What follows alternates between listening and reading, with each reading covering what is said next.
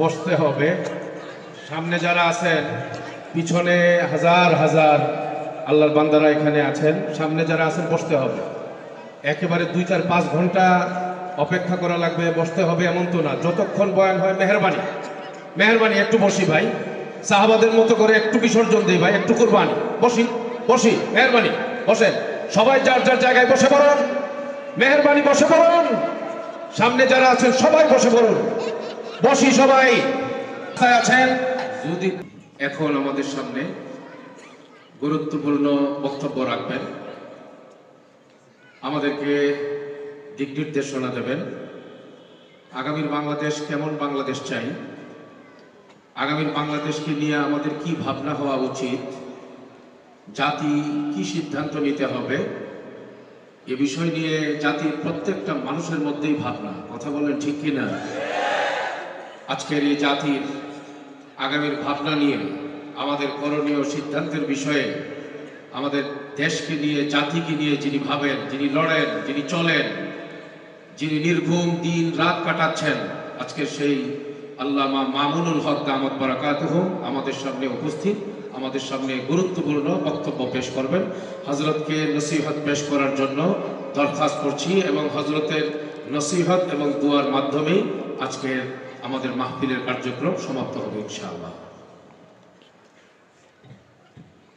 আসসালামু আলাইকুম ওয়া রাহমাতুল্লাহ।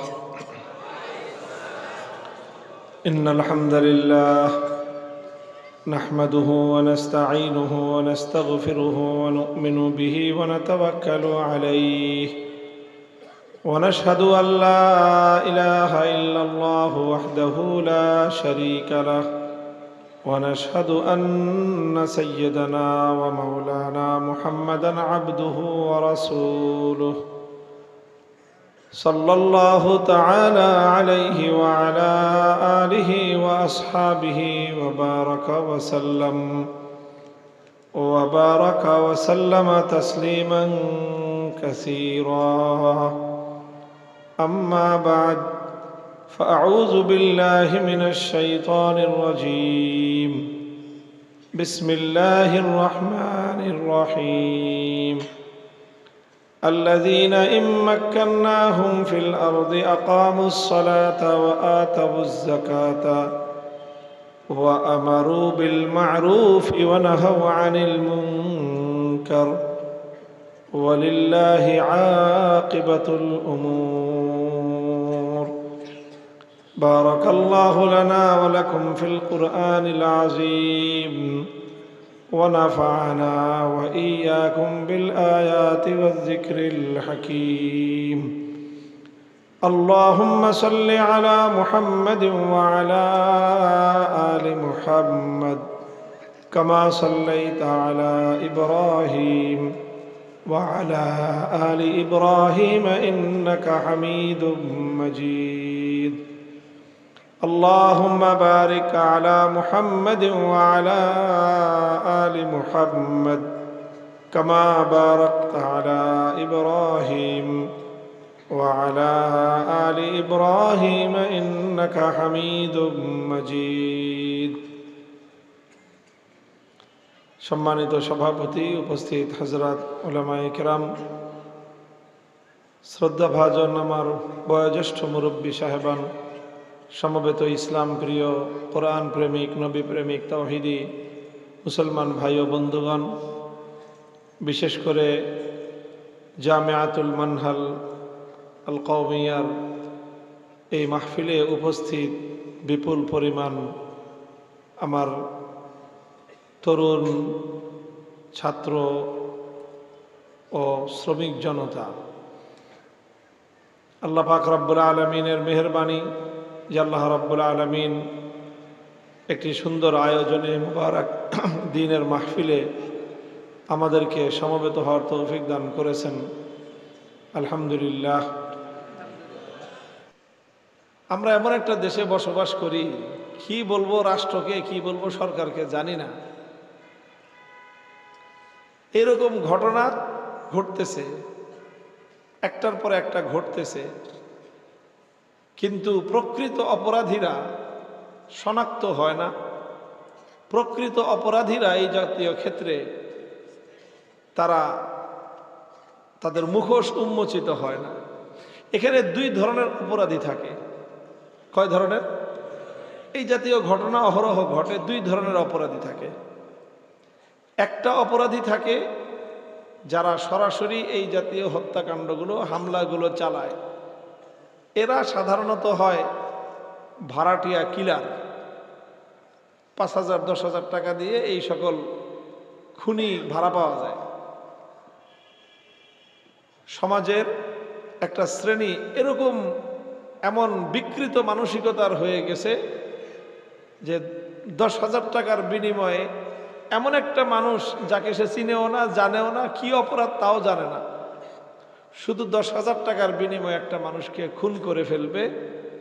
এই রকম প্রচুর পরিমাণ খুনি, পেশাদার কিলার এই সমাজে বসবাস করে। এখন আমরা হয়তো রাগে ক্ষোভে কিলারদেরকে দোষ দেই। এই কিলার কারা? 18 বছর, 20 বছর, 22 বছর বয়স, কারো হয়তো একটু বেশি কম। এর জন্য কি এই সমাজের কোনো দায় নাই? বলবেন কার দায়? আমি বলবো শতভাগ দায় হলো রাষ্ট্রের দায়। শতভাগ রাষ্ট্রের দায়, সরকারের দায়। এখন বলবেন রাষ্ট্র আর সরকার গঠন করে কারা? সেখানে কিছুটা ভূমিকা আছে জনগণের। জনগণ যাদেরকে মনে করে যে হ্যাঁ এরা রাষ্ট্র চালানোর উপযুক্ত, তাদেরকে দায়িত্ব দেয়। আর যারা রাষ্ট্রের ক্ষমতা পায় তারা ক্ষমতায় গিয়ে এই সমস্ত কাজ করে। তারা এই দেশের জনগণের বড় একটা তাদের ব্যর্থতার জায়গাটা হলো এই যে কাদের হাতে দেশ জাতির ভবিষ্যৎ নিরাপদ, এই বুঝটুকু তারা বুঝতে পারল না। আর আমাদের ব্যর্থতার জায়গা আছে, আমরা বুঝাইতে পারলাম না।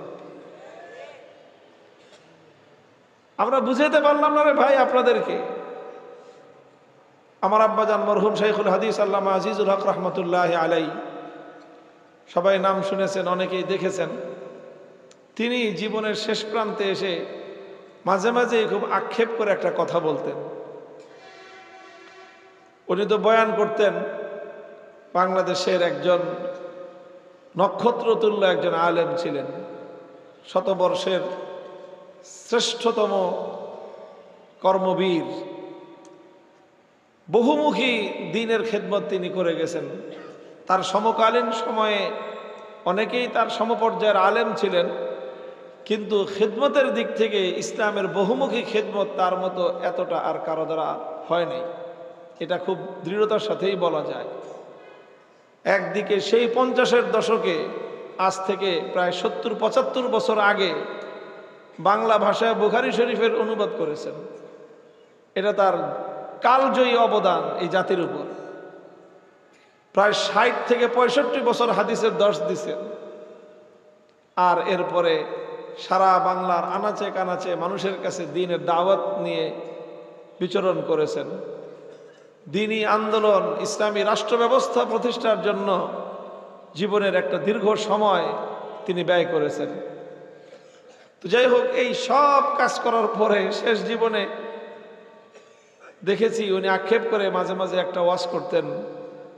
বলতেন যে বাংলাদেশের মানুষ, আপনাদেরকে খালি আমরা ইসলামের ওয়াজ করে গেলাম, কিন্তু ইসলামটা যে আসলে কত সুন্দর, কত চমৎকার, এটা যে মানুষের জন্য কত কল্যাণকর, এটা দেখা যেতে পারলাম না, দেখা যেতে পারলাম না।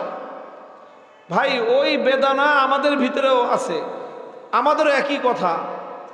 ইসলাম যদি পরিপূর্ণভাবে আমরা অনুসরণ করতে পারতাম, পূর্ণভাবে যদি ইসলাম যদি আমরা কায়েম করতে পারতাম, তাহলে এই ইসলামের মধ্যে যে কত সুখ, কত শান্তি, কত আনন্দ, কত উন্নতি, কত সম্মান আর কত মর্যাদা ছিল, এটা আমরা বুঝি আর ছটফট করি। এই জাতিকে বুঝাইতে পারলাম না, এটাই হলো আমাদের দুঃখ। দেখেন, ইসলাম শুধু ওয়াজ করার জিনিস না, আর ইসলাম শুধু ওয়াজ শোনারও জিনিস না। ইসলাম হলো একটা প্র্যাকটিক্যাল জিনিস। বাস্তব জিনিস, যেটা বাস্তব জিনিস সেটা বলে বা শুনে বোঝানো যায় না। ধরেন রসগোল্লা, রসগোল্লা চিনেন? এখন রসগোল্লারে যদি কেউ ওয়াশ করে বুঝায় যে ভাই রসগোল্লা কি জিনিস, লম্বা লেকচার দিল যে এত বড় বড় সুন্দর সাদা সাদা দেখতে দেখা যায়, রসের মধ্যে ভাসমান থাকে, টইটম্বুর থাকে, দেখলেই জিভের মধ্যে পানি চলে আসে, খাইলে আপাদমস্তক সারা শরীরে মিষ্টি দিয়ে ভরে যায়। লম্বা ওয়াশ করা হলো, আপনি ওয়াশ শুনে রসগোল্লা কতটুকু বুঝছেন বলেন তো? ভাই রসগোল্লা কি শুনে বোঝার জিনিস? আরেকজনে লেকচার, একজনে প্রবন্ধ লেখলো, রচনা লেখলো, রসগোল্লার রচনা, পরীক্ষায় আইসে রসগোল্লা রচনা লেখ। কারণ 30 পৃষ্ঠার রসগোল্লা রচনা লেখছে, রসগোল্লা কেমনে বানায়, কত প্রকার, কোথায় কোথায় কি হয় না হয় সব রকম। এই রচনা পড়ে রসগোল্লা বোঝা যাবে? রসগোল্লা ওয়াজ শুনেও বোঝা যায় না, রসগোল্লা রচনা পড়েও বোঝা যায় না।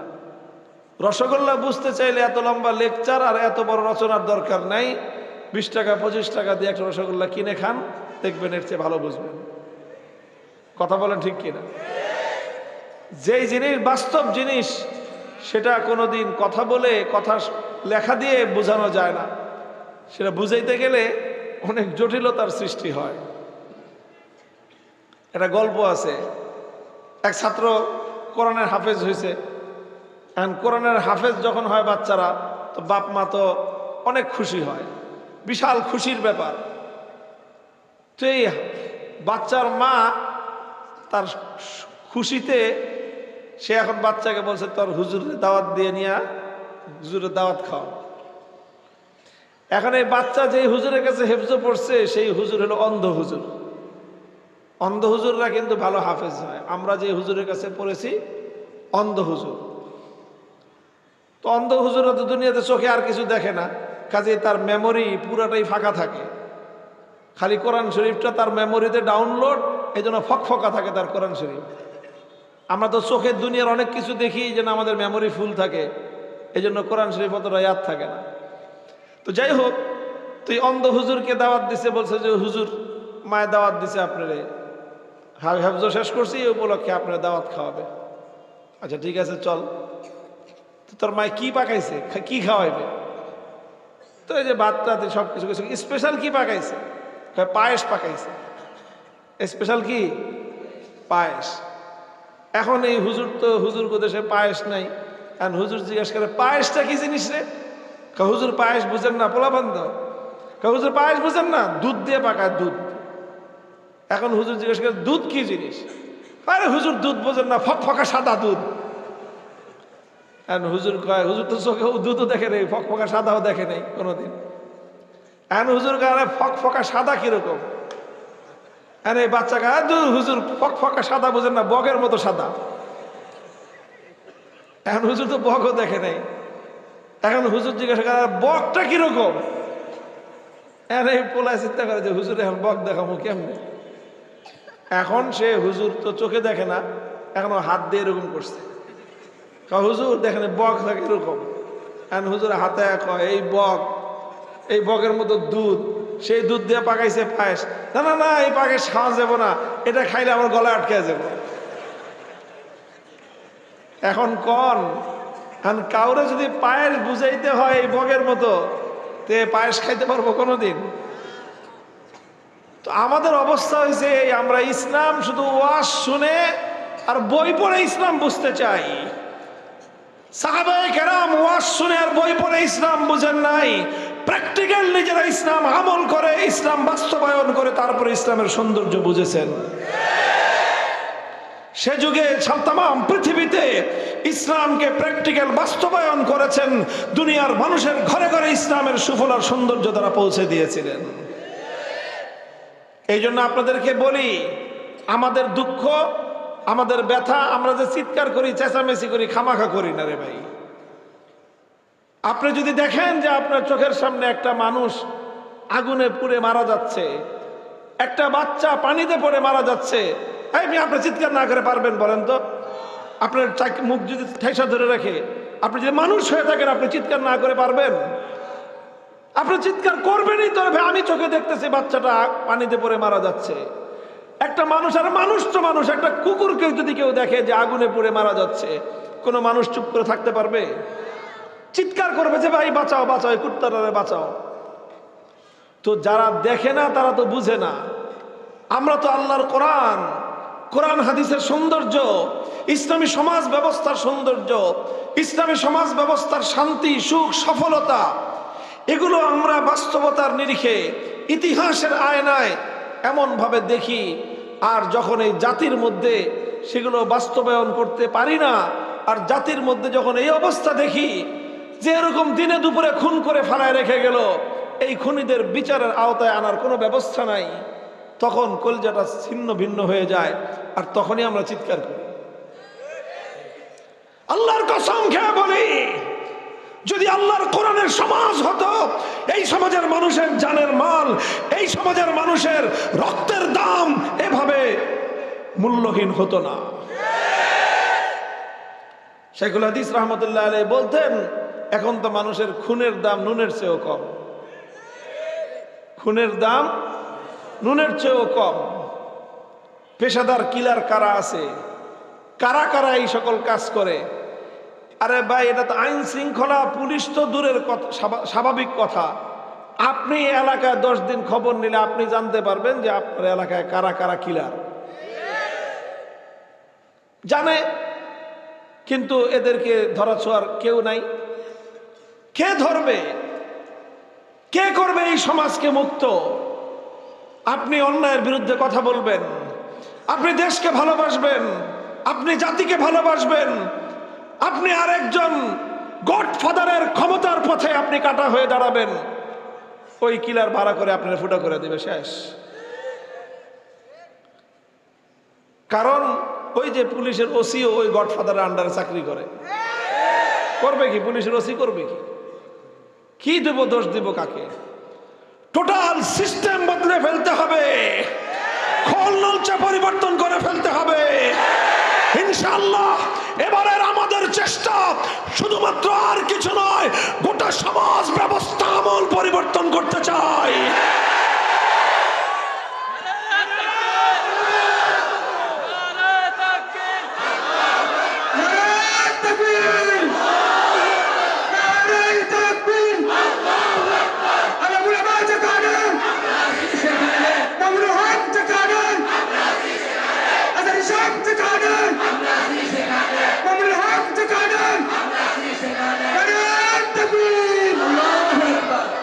আপনারা মনে করতে পারেন যে হুজুর আপনারা কি পারবেন, আপনারা কি পারবেন, হুজুররা কি পারবে, আলেম ওলামারা কি পারবে? আলেম ওলামারা কি পারবে এটা 2025 সালে যারা প্রশ্ন করে তারা একটা গভীর অন্ধকারের মধ্যে নিমজ্জিত আছে। বর্তমান পৃথিবীর বাস্তবতা সম্পর্কেও তাদের ধারণা নাই, ইতিহাস তো পড়েই না, এবং আজকের বাস্তব রিয়েলিটিও তাদের ধারণা নাই। পৃথিবীতে একটা দেশ আছে যেই দেশটা পুরোটাই হুজুররা চালায়।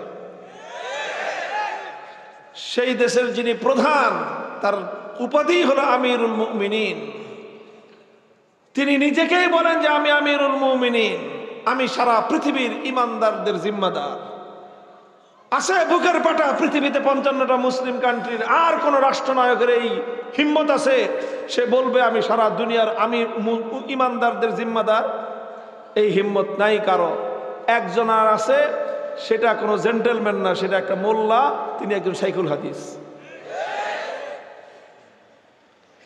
30 জন যদি হয় মন্ত্রী পরিষদ, 28 জনই হুজুর, সাধারণ হুজুর না, কওমি মাদ্রাসার হুজুর, দেওবন্দি মাদ্রাসার হুজুর।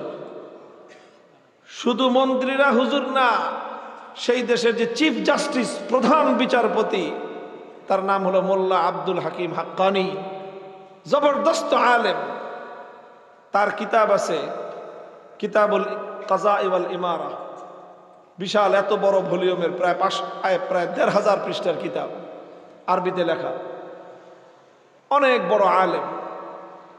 সেই চিফ জাস্টিসের সাথে কথা বললাম, দেখলাম যে সেই দেশে অস্ত্রের কিন্তু অভাব নাই, মানুষের হাতে হাতে অস্ত্র। এই আমাদের দেশের মতো, আমাদের দেশের সন্ত্রাসী মাস্তান ফাস্তানদের মতো পিস্তল আর কাটা রাইফেল না, তাদের হাতে AK-47 অত্যাধুনিক অস্ত্র, যেগুলো দিয়ে বুশের বাহিনীকে, ট্রাম্পের বাহিনীকে ফুটা করছে সেই অস্ত্র। লক্ষ লক্ষ মানুষের কাছে সেই অস্ত্র আছে, এখনো আছে। এই অস্ত্র তারা জমা নেয় নাই। তো বলেন, একটা জাতির ঘরে ঘরে যদি এইরকম মারাত্মক পাওয়ারফুল অস্ত্র থাকে, আমাদের বাংলাদেশের মানুষের কাছে যদি এই পরিমাণ অস্ত্র থাকতো, কি অবস্থা হয়তো দেশটায়। আমাদের দেশে যে বিভিন্ন এলাকায় আছে, ব্রাহ্মণবাড়িয়া, নরসিংদী, চরের অঞ্চলে মারামারি লাগলে টেডা বর্ষা নিয়ে নামে। যদি এই জাতির হাতে AK-47 রাইফেল থাকতো, ব্রাশ ফায়ার করে শত শত মানুষ এক এক মারামারিতে মরত। অথচ সেই দেশে লক্ষ লক্ষ মানুষের কাছে AK-47 উন্নত মানের এই ধরনের অস্ত্র। কোনো খুনাখুনি নাই, মারামারি নাই, রাস্তাঘাটে ডাকাতি নাই, ছিনতাই নাই, কোনো ছিনতাই নাই, রেড নাই, কেউ কাউকে গুলি করে খুন করে ফেলে যাচ্ছে রাস্তায়, এই ধরনের কোনো ঘটনা নাই। দুর্গম পথ দিয়ে 500 কিলোমিটার পথ, পাহাড়ি পথ দিয়ে আমরা চলাফেরা করেছি। রাত 2টার সময় দেখতেছি মানুষ নির্বিঘ্নে চলাচল করতেছে, কেউ কাউকে ভয় পাইতেছে না। তো আমরা জিজ্ঞাসা করলাম প্রধান বিচারপতিকে যে এরকম শান্তি এবং নিরাপত্তা কেমনে কায়েম করলেন? অভাব আছে সেই দেশের মানুষের, অভাব আছে, দরিদ্র আছে মানুষ। এরকম না যে সবাই খুব খুব খেয়ে করে ভালো আছে, তা না। দারিদ্র আছে, অভাব আছে, কিন্তু নিরাপত্তাহীনতা বলতে কিছুই নাই। জিজ্ঞাসা করলাম কেমনে করলেন এটা? বলেন কেমনে? আবার কোরআনের হুকুম, কোরআনের বিচার ব্যবস্থা কায়েম করে দিছি, বাস শেষ। বিচার ব্যবস্থা আল্লাহর কোরআনের। কোন একজন বিবাদী যে কোনো একটা বিষয়ে মামলা দায়ের করার পর 2 সপ্তাহের মধ্যে আদালত সেই মামলার রায় দিতে বাধ্য। কয় সপ্তাহ? 2 সপ্তাহের মধ্যে মামলার রায় দিতে হবে। যদি 2 সপ্তাহের মধ্যে মামলার রায় দিতে না পারে, তাহলে আদালত নিজেই উচ্চ আদালতের কাছে আপিল করবে যে আমার আরো 1 সপ্তাহ দরকার, দয়া করে আমার আরেকটা সপ্তাহ সময় দেন। 3 সপ্তাহের মধ্যে মামলার রায় দিতে হবে। এই জন্য যে কোনো ডাকাত জানে যে আজকে ডাকাতি করতে পারবো, 3 সপ্তাহের মধ্যে ডাকাতির শাস্তি কার্যকর হবে, 1 হাত আর 1 পাও নল্লি সহ নাই হয়ে যাবে। খুনি জানে আজকে আমি একজন মানুষকে খুন করতে পারবো, 3 সপ্তাহের মধ্যে কল্লা উড়ে দিবে, জনসম্মুখে আমার বিরুদ্ধে কেসাস, মৃত্যুদণ্ডের আইন কার্যকর হবে। 4 দেয়ালের ভিতরে না, জেলখানার ভিতরে সামিয়ানাটাও নয়, জনসম্মুখে কেসাসের বিধান, আল্লাহর কোরআনের মৃত্যুদণ্ডের আইন কার্যকর হয়। এই জন্য খুনি কাউকে খুন করার আগে 10 বার ভাবে যে আর 3 সপ্তাহ তাহলে বাঁচতে পারবো, এর চেয়ে বেশি না। কাজে চিন্তা করে যে থাক, আমার কল্লা আমার গাড়ির উপরে থাক, আরেকজনকে খুন করারও দরকার নাই, নিজের কল্লা নিজের গাড়ির উপর থেকে উড়ানোরও দরকার নাই। এই জন্য কোনো খুনি খুন করে না, কোনো ডাকাত ডাকাতি করার সাহস পায় না, কোনো হাইজ্যাকার হাইজ্যাক করার সাহস পায় না, কোনো দুর্নীতিবাজ দুর্নীতি করার সাহস নাই, কোনো চাঁদাবাজ চাঁদা চাইবে দুঃসাহস নাই। শুধু একটাই বিষয়, মোল্লারাই করেছে এই কাজ, আল্লাহর কোরআনের শাসন ব্যবস্থা, কোরআনের বিচার ব্যবস্থার মাধ্যমে কায়েম করো। তোমরা না পারলে ছেড়ে দাও, আমরা কায়েম করে দেখিয়ে দেব আল্লাহর কোরআনের বিচার ব্যবস্থা জাতি, দেশ, ধর্ম, বর্ণ নির্বিশেষে প্রতিটি নাগরিকের জানমালের নিরাপত্তা কিভাবে কায়েম করতে পারে। মুহতারাম হাজিরিন, এই জন্য বলি যে আপনারা, আমি তো মানুষকে, দেশের মানুষকে একটা কথাই, সব কথা বোঝানো শেষ, সব কথাই জাতিকে বোঝানো শেষ, সুন্নত বোঝানো শেষ, ওয়াজিব বোঝানো শেষ, ফরজ বোঝানো শেষ, মুস্তাহাব বোঝানো শেষ। মাকরুহে তানজিহি, মাকরুহে তাহারিমি, হালাল হারাম সব বোঝানো শেষ। একটা জিনিস বোঝানো বাকি আছে, এই জাতিকে বোঝানো দরকার যে আলেম ওলামারা দেশ চালাতে গেলে, আলেম ওলামাদেরকে দেশ চালানোর দায়িত্ব দিলে, যাদেরকে তোমরা বিগত 370 বছর ধরে যারা দেশ চালাচ্ছে তাদের চেয়ে অনেক ভালো আমরা দেশ চালাবো। 270 বছর ধরে, 270 বছর ধরে এই দেশ যারা চালাচ্ছে, 190 বছর দেশ চালিয়েছে ব্রিটিশরা। 1757 সাল থেকে 1947 সাল পর্যন্ত 190 বছর। তারপরে আমরা ব্রিটিশদেরকে বিতাড়িত করে দেশটাকে মুক্ত আর স্বাধীন করলাম। 1947 সাল এক স্বাধীনতায় আমাদের হইল না, বললাম আরো স্বাধীনতা দরকার, ডবল স্বাধীনতা আনলাম 71-এর মুক্তিযুদ্ধের মধ্য দিয়ে। সেই 47 থেকে 71, 24 বছর, 71 থেকে 2025 আরো 55 বছর, মোট 79 বছর এই গেছে আমাদের স্বাধীনতার পরে। আমি বলি স্বাধীনতা পেয়েছি আমরা দুইটা জিনিসের, একটা পতাকা পাইছি, স্বাধীন পতাকা পথ পথ করে আকাশে উড়ে, আর একটা স্বাধীন মানচিত্র পাইছি। স্বাধীন পেয়েছি, মানচিত্র স্বাধীন হয়েছে, পতাকা স্বাধীন হয়েছে, জাতি আজও স্বাধীন হয় নাই। জাতি স্বাধীন হয় নাই, জাতি এখনো গোলামির শিকলে আবদ্ধ। বলবেন কেমনে জাতি স্বাধীন হয় নাই? আরে ভাই, জাতি স্বাধীন হয় কেমনে? তোমার বিচার ব্যবস্থা এখনো সেই ব্রিটিশের গোলামির বিচার ব্যবস্থা, তোমার শাসন ব্যবস্থা এখনো ব্রিটিশের শাসন ব্যবস্থা, তোমার পার্লামেন্ট চলে ব্রিটিশের শাসন ব্যবস্থায়, তোমার সচিবালয় চলে ব্রিটিশের শাসন ব্যবস্থায়, গোটা রাষ্ট্রযন্ত্র চলে ব্রিটিশ এবং ইউরোপ আমেরিকার গোলামির ব্যবস্থায়, শিক্ষা ব্যবস্থা চলে সেই ব্রিটিশ প্রবর্তিত শিক্ষা ব্যবস্থায়। তো একটা অর্থ ব্যবস্থা, আরেকটা আছে অর্থ ব্যবস্থা। কি বলবো, কোনটা থেকে কোনটা বলবো? তানহামা দাগ দাগ সুদ পুম্বা খুজা খুজা নিহাম। একটা অর্থ ব্যবস্থা আছে, পুঁজিবাদী অর্থ ব্যবস্থা, গরিবের রক্ত শোষণ করার অর্থ ব্যবস্থা। এটা গরিবের রক্ত শোষণ করার, বৈষম্যের অর্থ ব্যবস্থায় আমাদের সমাজ এখন পরিচালিত হচ্ছে। কেমন বৈষম্য? আমি আপনাদেরকে হাতে আঙ্গুল দিয়ে ধরায় দেই, আপনারা তো চোখে দেখেন না বৈষম্য, আমি ধরায় দেই। সর্বশেষ অর্থ বছর, ফিসক্যাল ইয়ার, লাস্ট ফিসক্যাল ইয়ার, যেটা আমাদের দেশের অর্থ বছর শুরু হয় জুলাই মাসের 1 তারিখ থেকে, জুলাই থেকে জুন পর্যন্ত অর্থ বছর। সর্বশেষ যে অর্থ বছর 2024-এর জুলাই মাস থেকে 2025-এর জুন ফাইনাল পর্যন্ত, এই অর্থ বছরে আমাদের বাংলাদেশের মানুষের গড় আয় কত জানেন? এটাকে ওনারা বলেন, ইংলিশে তো বললে আবার ভালো করে বুঝবেন, তাই না? পার ক্যাপিটা ইনকাম। পার ক্যাপিটা ইনকাম বাংলায় হলো মাথা পিছু আয়। মাথা পিছু আয় মানে হলো গড় আয়। গড় আয় কত জানেন বাংলাদেশের মানুষের? $2,820। এটাকে আমার বাংলাদেশি মুদ্রায় ট্রান্সফার করলে হয় 3,40,000 টাকা মাসিক ইনকাম। কি কানে ধান্দা লাগতেছে? বিশ্বাস হয় না? মোবাইল আছে, মোবাইল, গুগল অথবা ওই যে কি বলে চ্যাটজিপিটিকে জিজ্ঞেস করে দেখো যে বাংলাদেশের জনগণের বিগত অর্থ বছরে পার ক্যাপিটা ইনকাম, মাথা পিছু আয় কত, তোমাকে তথ্য দিয়ে দিবে। 3,40,000 প্রত্যেকটা মানুষের মাথা পিছু আয়। বাংলাদেশের মানুষ কত বলেন? সরকারি জরিপ অনুযায়ী প্রায় 18 কোটি মানুষ। 18 কোটি মানুষের প্রত্যেকটা মানুষ মাসে আয় করে কত করে? 3,40,000 করে।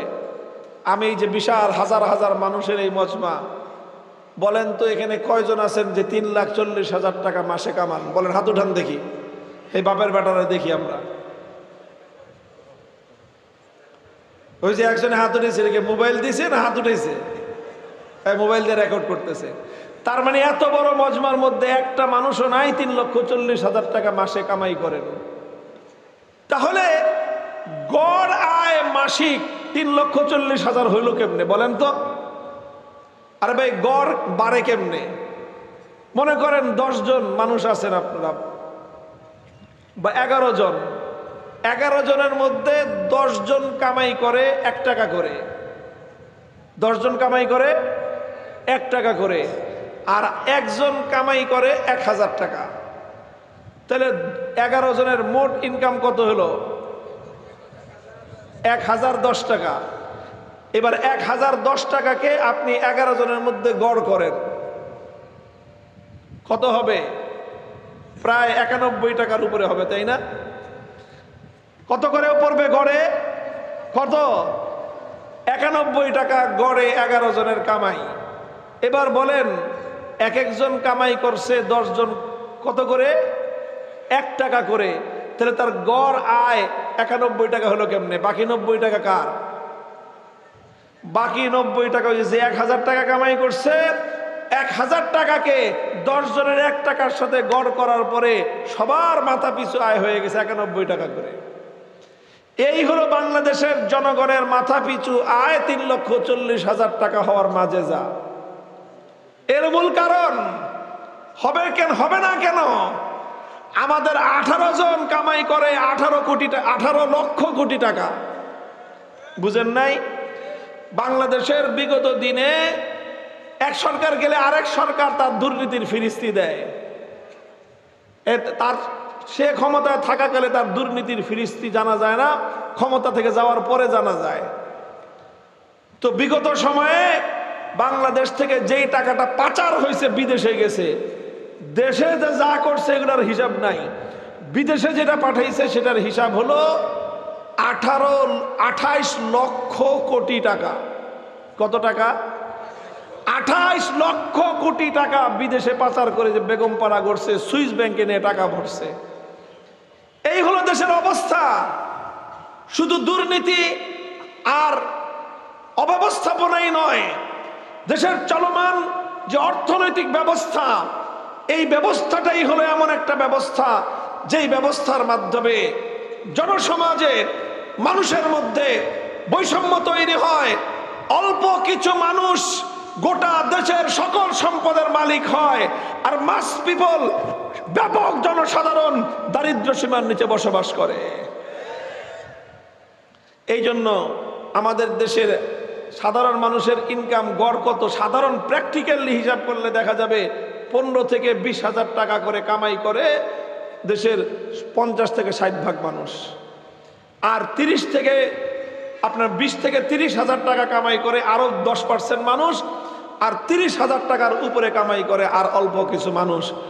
99% মানুষ 40,000 50,000 টাকার নিচে কামাই করে, আর 1% মানুষ হাজার হাজার কোটি টাকা কামাই করে। এই জন্যই পার ক্যাপিটা ইনকাম, তুমি কামাই করছো 15,000 টাকা আর তোমার গড় ইনকাম হলো 3,40,000, তোমার বাকি 3,25,000 গেল কই? সব কিছু ভুরিওয়ালার পেটের ভিতরে। আমরা বলি আল্লাহর কোরআনের অর্থ ব্যবস্থা বাস্তবায়ন করো। ইসলামের অর্থ ব্যবস্থার প্রধান 2 সূত্র, একটা কোরআনের মধ্যে বর্ণিত হয়েছে, আরেকটা আমার নবীজির হাদিসের মধ্যে বর্ণিত হয়েছে। আল কোরআন বলেছে ইসলামী অর্থ ব্যবস্থার প্রধান মূলনীতি হলো কাইলা ইয়াকুনা দুলাতাম বাইনাল আগনিয়াই মিনকুম, যে এমন কোন অর্থ ব্যবস্থা সমাজে চলতে পারে না যে অর্থ ব্যবস্থার মাধ্যমে সমাজের সম্পদ অল্প একটা কিছু শ্রেণীর বিশেষের কাছে, গুটি কয়েক মানুষের কাছে কুক্ষিগত হয়ে পড়ে। এমন কোন অর্থ ব্যবস্থা ইসলাম সমর্থন করে না। আল্লাহর পয়গম্বর বলেছেন তুখাযু মিন আগনিয়াইহিম ওয়া তুরাদ্দু আলা ফুকারাইহিম। ইসলামী অর্থ ব্যবস্থার মূল কথা হলো এই, ধনী আর দরিদ্রের মধ্যে আকাশ পাতাল ব্যবধান থাকতে পারবে না। হ্যাঁ, কিছুটা ব্যবধান থাকবে, কিছুটা ব্যবধান থাকবে। আসমান জমিনের যেই ব্যবধান, একজনে কামাবে 15,000 টাকা, আর একজন কামাবে 15,000 কোটি টাকা, ইসলাম এই ধরনের অর্থ ব্যবস্থাকে কশিনকালেও সমাজে বাস্তবায়িত হতে দেয় না।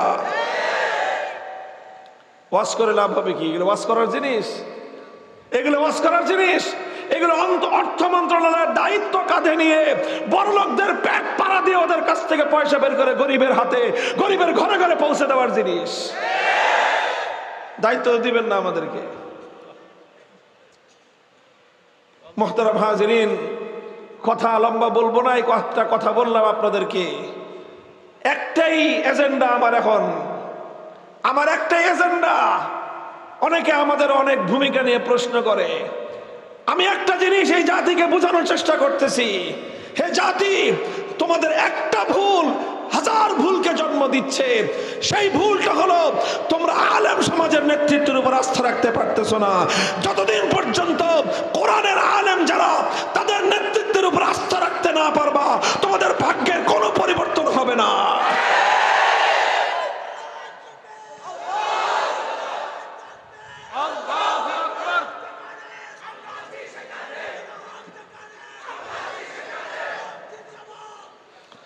আমি তো দায়িত্ব নিয়ে বললাম, চ্যালেঞ্জ করে বললাম, কোরআনের বিচার ব্যবস্থা কায়েম করো, কোরআনের অর্থ ব্যবস্থা কায়েম করো।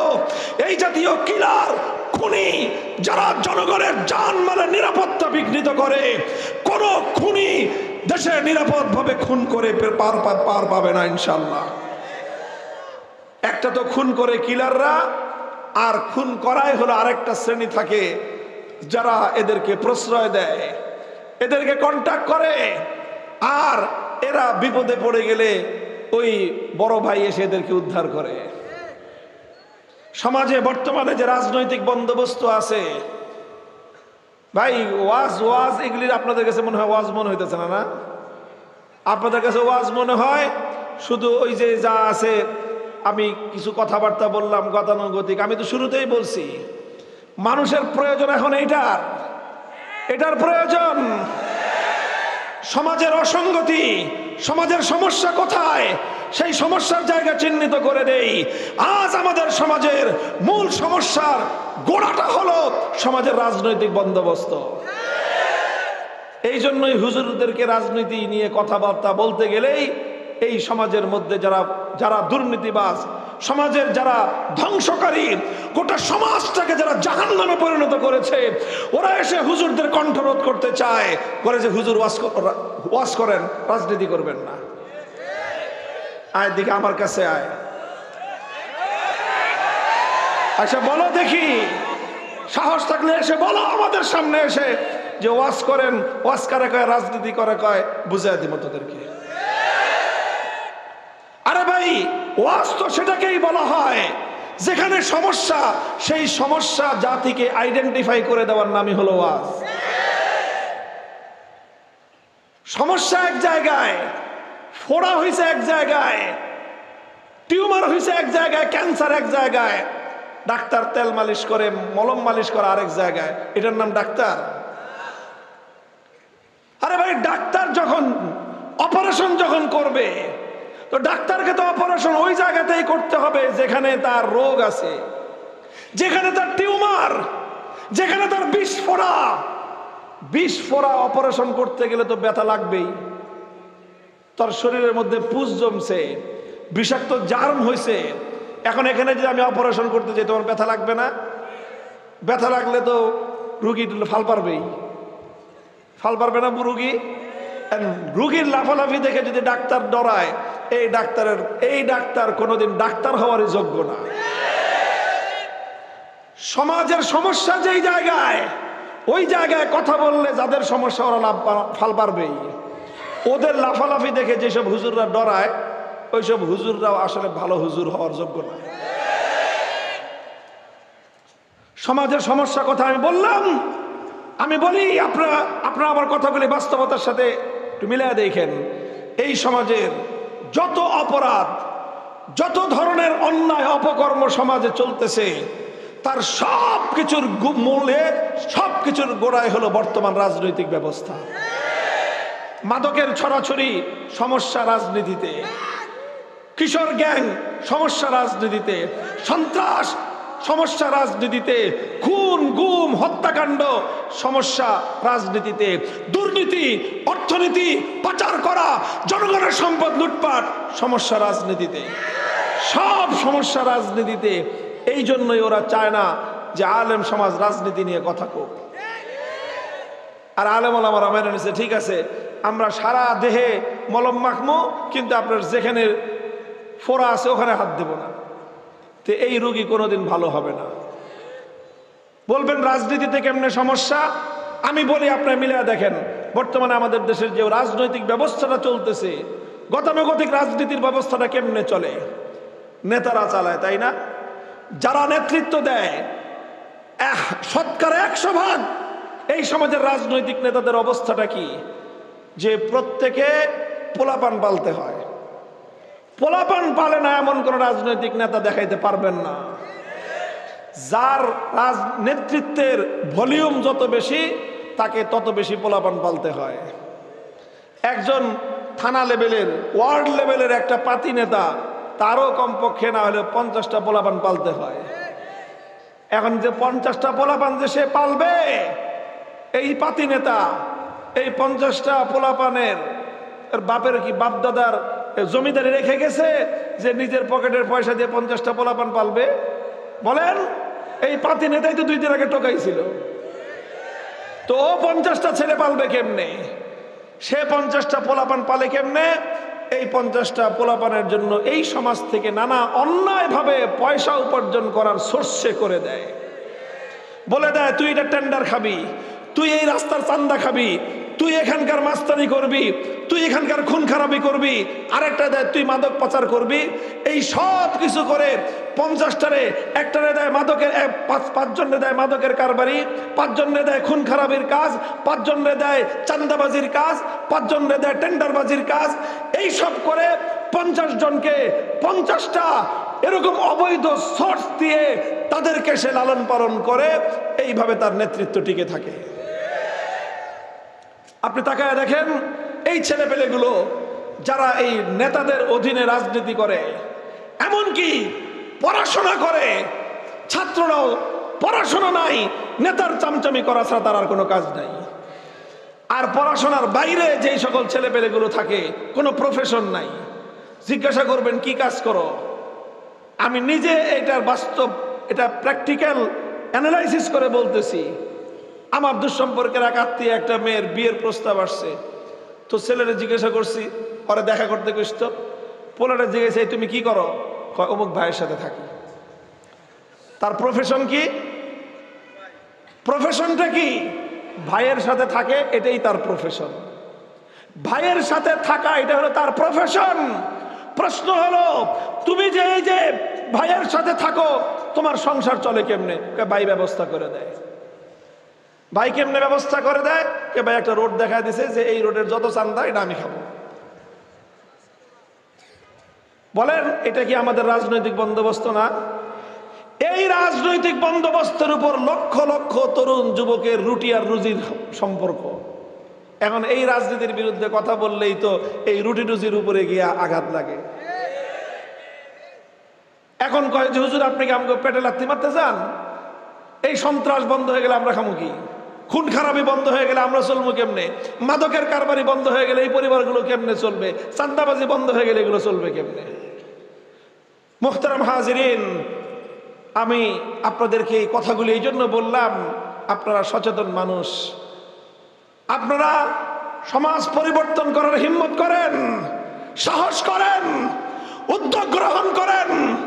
ইনশাআল্লাহ আমরা আল্লাহর কোরআনকে সাক্ষী রেখে, কোরআনের উপর আস্থা রেখে আলেম সমাজের পক্ষ থেকে দায়িত্ব নিয়ে আমরা কথা বলতে পারি যে যদি আমরা বিচার ব্যবস্থায় প্রকৃত সংস্কার আনতে পারি, কোরআনের বিচার ব্যবস্থা কায়েম করতে পারি, সমাজ থেকে অন্যায়, অবিচার, খুন খারাপি ইনশাআল্লাহ অল্প দিনেই এমন ভাবে বিদায় নেবে জাদুঘরেও খুঁজে পাবেন না।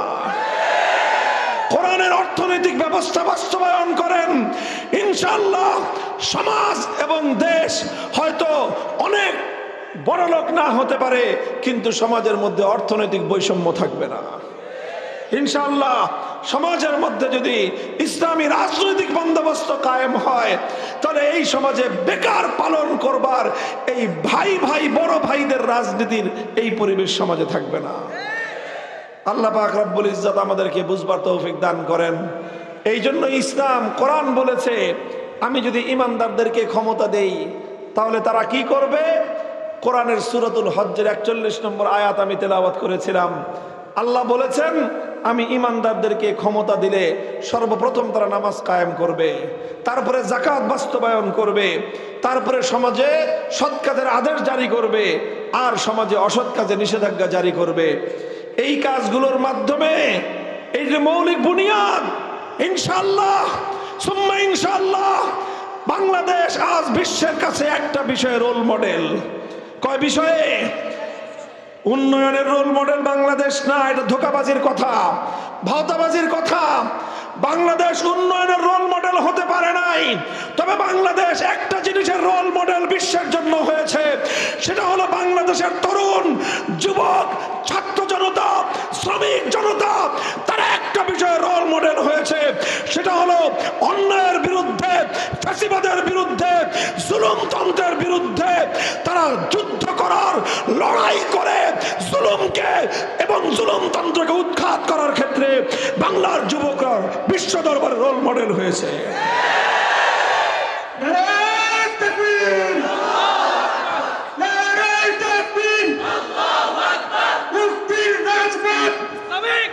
মুহতারাম হাজিরিন, আর কোনো কথা নাই আমার। হে যুব সমাজ, হে আমার তরুণ সমাজ, তুমি কলেজে পড়তে পারো, ইউনিভার্সিটিতে পড়তে পারো, তুমি কোনো গ্যারেজে কাজ করতে পারো, তুমি কোনো কারখানায় কাজ করতে পারো, তুমি গার্মেন্টসের শ্রমিক হতে পারো। হে যুবক, আসো সিদ্ধান্ত পরিবর্তন করো। তোমাদের একবার জেগে উঠবার কারণে 15 বছরের স্বৈরতন্ত্র বাংলার সীমানা থেকে বিদায় নিয়েছে।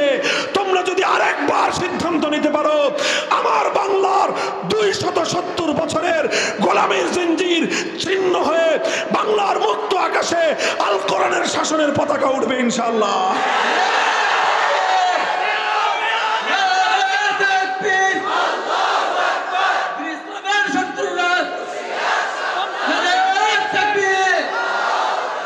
আল্লাহ পাক রব্বুল আলামিন আমাদেরকে তৌফিক দান করেন। কথাগুলো আমি বললাম ইতস্তত বিক্ষিপ্ত কথা, আমি শুরুতেই বলেছি, আসলে হৃদয়টা চূর্ণ বিচূর্ণ।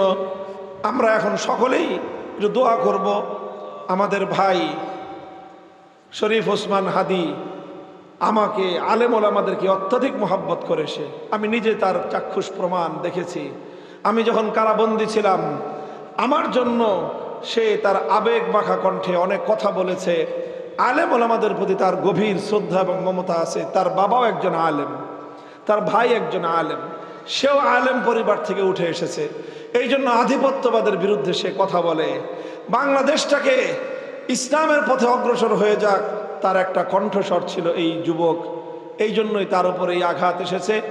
আমাদের সকলের দায়িত্ব হলো আমরা তার জন্য দোয়া করি। আমাদের হাতে আর কিছু করার নাই, আল্লাহর কাছে দোয়া করি। করার ক্ষমতা যার আছে তিনি যেন এই জাতির উপর মেহেরবানি করে এই সম্ভাবনাময় তরুণ যুবককে তিনি যেন সৎ নেক হায়াত দান করেন। তাকে যেন আল্লাহ পাক পরিপূর্ণ সুস্থ করে। এই বসে নাই, এই কেউ উঠবে না, ছাত্ররা বসে, সবাই বসে। আমরা তার জন্য দোয়া করব। এই জন্য সকলে সূরাতুশ শিফা, কি নাম বললাম? সূরাতুশ শিফা কোনটা? সূরাতুল ফাতিহার অপর নাম কি?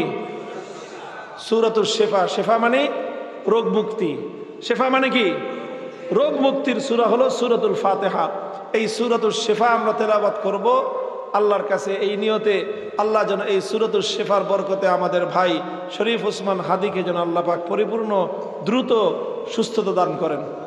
সবাই বসেন, এই কেন দাঁড়ায় রে, বসো। সূরাতুশ শিফা পড়েন। আউযু বিল্লাহি মিনাশ শাইতানির রাজীম, বিসমিল্লাহির রহমানির রহিম, আলহামদুলিল্লাহি রাব্বিল আলামিন, আর রহমানির রহিম, মালিকি ইয়াউমিদ্দিন, ইয়্যাকা না'বুদু ওয়া ইয়্যাকা নাস্তাঈন, ইহদিনাস সিরাতাল মুস্তাকিম, সিরাতাল লাযীনা আন'আমতা আলাইহিম গায়রিল মাগদুবি আলাইহিম ওয়ালাদ-দাল্লিন, আমিন। সুবহানাল্লাহি ওয়া বিহামদিহি, সুবহানাল্লাহিল আযীম। আল্লাহুম্মা সাল্লি আলা মুহাম্মাদ ওয়া আলা আলি মুহাম্মাদ কামা সাল্লাইতা আলা ইব্রাহিম ওয়া আলা আলি ইব্রাহিম ইন্নাকা হামিদুম মাজিদ।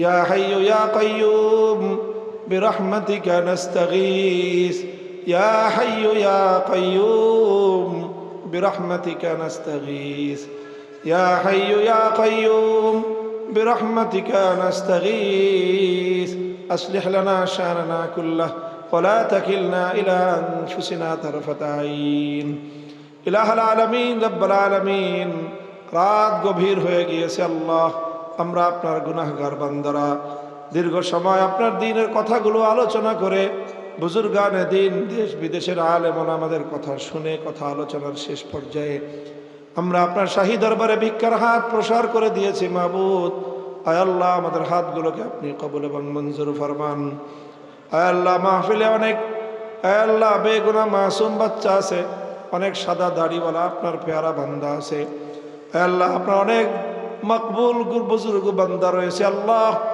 যার হাত আপনার পছন্দ হয় আল্লাহ তার সাথে আমাদের হাতগুলোকেও কবুল ফরমান ইলাহুল আলামিন রব্বুল আলামিন আল্লাহ জামিয়াতুল মানহালকে আপনি কবুল ফরমান তালিম তারবিয়াত তামির মালিয়াত সব দিক থেকে আল্লাহ তারাক্কি এবং উন্নতি দান করুন সমস্ত হাজাতগুলোকে গায়েবের খাজানা থেকে পুরা করে দিন আল্লাহ আগামীর বাংলাদেশের জন্য জাতির জন্য উম্মার জন্য আল্লাহ যেই ধরনের ব্যক্তি প্রয়োজন যেই ধরনের যোগ্যতা সম্পন্ন লোক দরকার আল্লাহ এই জামিয়াকে সেই যোগ্য ব্যক্তি গঠনের কারখানা হিসেবে আপনি কবুল ফরমান আল্লাহ জামিয়ার প্রতিষ্ঠাতা পরিচালক আমাদের ভাই কিফায়াতুল্লাহ আজহারি হাফিজাহুল্লাহকে আপনি আল্লাহ নেক আমলের তৌফিক আরো বৃদ্ধি করে দেন সহি সালামতের সাথে দীর্ঘ নেক হায়াত নসিব ফরমান ইলাহুল আলামিন রব্বুল আলামিন আল্লাহ এই জাতির উপর রহম করুন উম্মতের উপর রহম করুন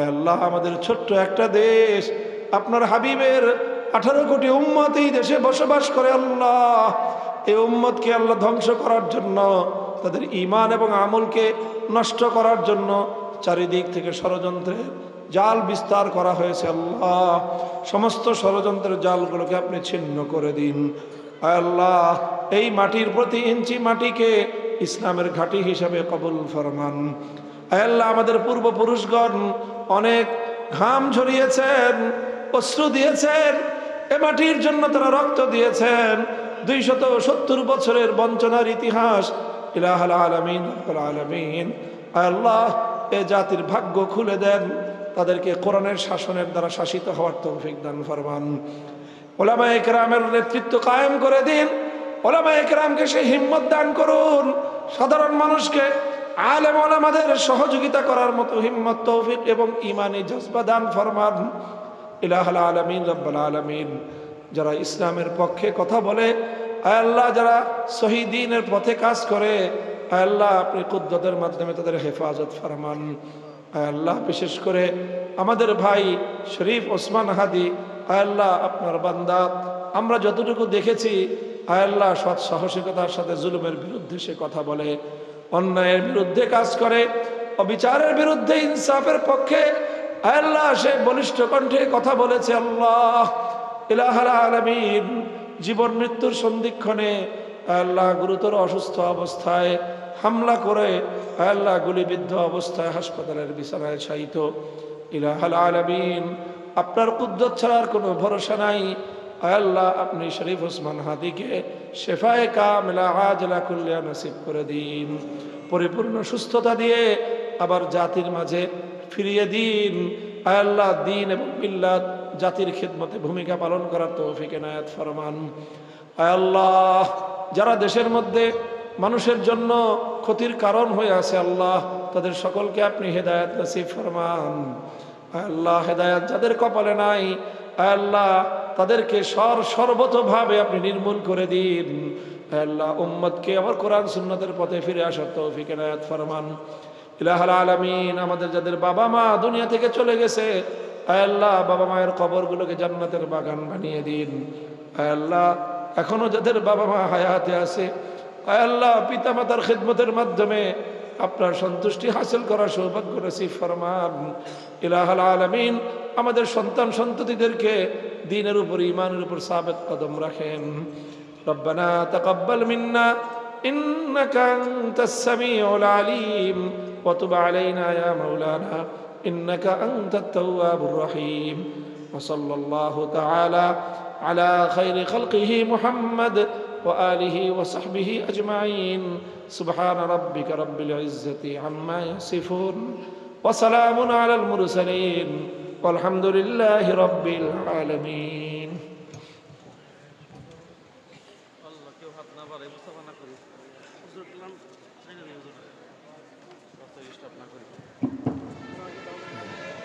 সবাইকে অনেক অনেক কৃতজ্ঞতা জানাচ্ছি।